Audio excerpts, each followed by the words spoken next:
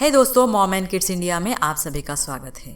पिछले वीडियो में हमने जाना कि गर्भावस्था के चौथे, पाँचवें और छठवें महीने में हमें किस तरह से डाइट लेना है और किस तरह से हमें डाइट चार्ट फॉलो करना है। अगर आपका गर्भावस्था का दूसरा ट्राइमेस्टर चल रहा है तो आप वो चार्ट जरूर फॉलो करें। उसके साथ ही आज के वीडियो में हम जानेंगे गर्भावस्था का चौथा, पाँचवा और छठवां महीना, योग, प्राणायाम और मेडिटेशन। गर्भावस्था का जैसे वक्त बढ़ता जाता है उसके अनुसार हमें अपने आहार के साथ ही हमारे योग मुद्राओं में भी परिवर्तन करना ज़रूरी हो जाता है, क्योंकि हर ट्राइमेस्टर के हिसाब से हमें कुछ योग, प्राणायाम ऐड करना है और ऐसे कुछ प्राणायाम और योग है जिसे बिल्कुल भी नहीं करना चाहिए। इस वीडियो में हम आपको प्रत्यक्ष रीता कोई भी योग करके नहीं दिखाएंगे। तो सबसे पहला आसन है विष्णु आसन। विष्णु आसन को आनंद आसन भी कहा जाता है, क्योंकि इस आसन के करने से आपकी बॉडी रिलैक्स हो जाती है और आपके शिशु को इससे अच्छी तरह से ब्लड फ्लो हो जाता है। जिस तरह से विष्णु आसन का फ़ायदा है वो फ़ायदा हमारे शिशु को भी होता है और हमें भी होता है। विष्णु आसन से हमारा शरीर रिलैक्स हो जाता है, जिसके कारण हमारे शरीर में अच्छी तरह से ब्लड फ्लो होने लगता है और वही जितना अच्छी तरह से ब्लड फ्लो होगा आपके शिशु को अच्छी तरह से ब्लड पहुंच जाएगा और जितना ज़्यादा मात्रा में और अच्छी मात्रा में शिशु तक ब्लड पहुंचता है, शिशु उतना ही हेल्दी रहता है। इसके साथ ही इस आसन के करने से आपकी हिप, पेट और आंतरिक जो मसल्स होती है वो रिलैक्स हो जाती है और इस आसन के करने से आपके शरीर के जो भी जनांग होते हैं उसमें लचीलापन आता है, जिससे आपकी अगर नॉर्मल डिलीवरी होनी हो उसमें आसानी होती है। नंबर 2, वीरभद्रासन।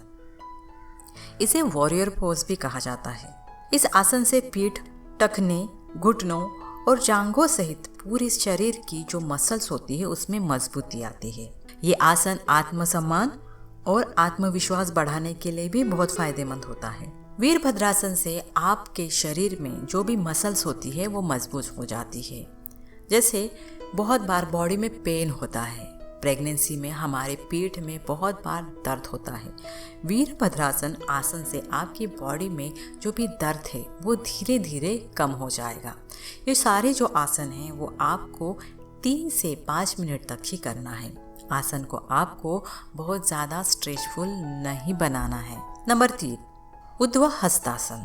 ऊर्ध्व हस्तासन के आसन में आपके हाथ और कंधों की मसल को स्ट्रेच किया जाता है, जिसके कारण अगर आपके पीठ में या फिर कंधे में दर्द है वो कम हो जाता है।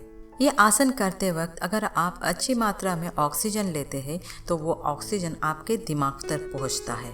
इस आसन से ऑक्सीजन का सप्लाई आपके बच्चे तक और आप तक अच्छी मात्रा में होता है। इसीलिए ये आसन गर्भावस्था के दूसरे ट्राइमेस्टर में करना बहुत ज़रूरी है। नंबर 4, ताड़ासन।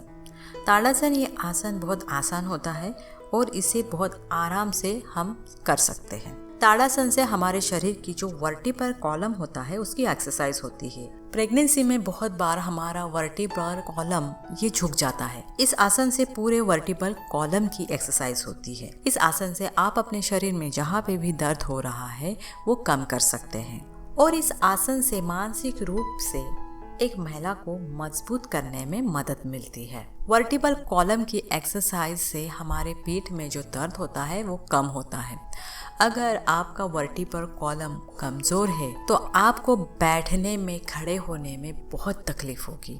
इसीलिए इस आसन से आप अपने वर्टिब्रल कॉलम को मजबूत करिए।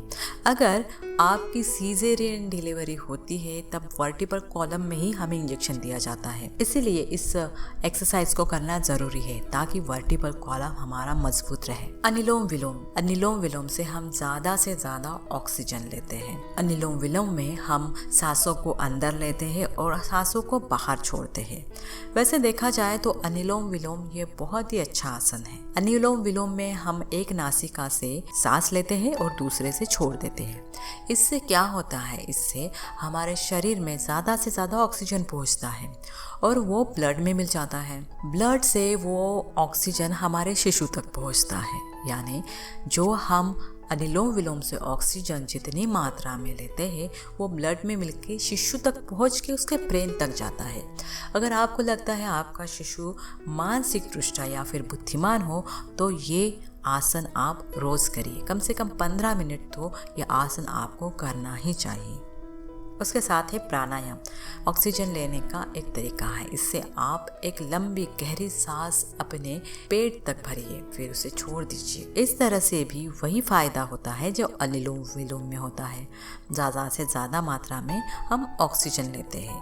प्राणायाम से दूसरी बात का फ़ायदा ये होता है कि हमारा मन शरीर प्राणायाम से शांत हो जाता है, और जितना आपका शरीर रिलैक्स रहेगा, आपके शिशु तक उतनी अच्छी मात्रा में ऑक्सीजन, ब्लड और हार्मोन्स पहुंच पाएंगे। प्राणायाम गर्भावस्था में करने वाले प्राणायाम में सबसे अहम प्राणायाम माना जाता है ओमकार आपको रोज़ करना चाहिए, जब आप गर्भावस्था में हो या ना हो। वैसे तो सारे ही एक्सरसाइज हमें हमेशा करना चाहिए। ओमकार के क्या फ़ायदे होते हैं? ओमकार से क्या होता है? हमारे शरीर में एक स्पंदन निर्माण होता है। हमारे जो प्रोजेस्टेरोन या फिर एस्ट्रोजन हार्मोन्स होते हैं वो अच्छी मात्रा में बनते हैं, और यही प्रोजेस्टेरोन और एस्ट्रोजन हमारे गर्भावस्था में लगने वाले मुख्य हार्मोन्स होते हैं। इससे हमें तो फ़ायदा होता ही है, हमारे शिशु को भी इससे बहुत फ़ायदा होता है। अगर ओमकार का जाप आप रोज़ करें तो आपकी थायराइड की भी समस्या कम हो जाती है। मेडिटेशन दुनिया में अगर कुछ सबसे अच्छी बात है, अगर आदमी को हर चीज़ से रिलैक्स होना है तो वो मेडिटेशन होता है। बहुत लेडीज़ बोलती हैं हम मेडिटेशन नहीं कर पाते हैं। देखिए, अगर आपको मेडिटेशन पसंद नहीं है तो आप मत करिए, पर अपने भविष्य के लिए, अपने शिशु के लिए आपको मेडिटेशन करना बहुत ज़रूरी है। मेडिटेशन की शुरुआत कैसे करें? मेडिटेशन में बैठते वक्त आप आराम से एक जगह पे बैठ जाइए। मेडिटेशन का ऐसे कोई स्पेसिफिक वक्त नहीं रहता है, तो आप मेडिटेशन को कभी भी कर सकते हैं। एक आरामदायक जगह पे बैठ जाएं और आंखें बंद कर लें। हाँ, पता है हम कंसंट्रेशन नहीं कर पाते हैं, फिर भी 5 सेकंड से लेके 15 सेकंड तक प्रैक्टिस करिए। ज़रूर मेडिटेशन से आपको फ़ायदा होगा। मेडिटेशन में आपको अपनी सांसों की तरफ ध्यान देना है। सांस कैसे अंदर आ रही है, सांस कैसे बाहर निकल रही है, इस चीज़ को आपको ध्यान रखना है।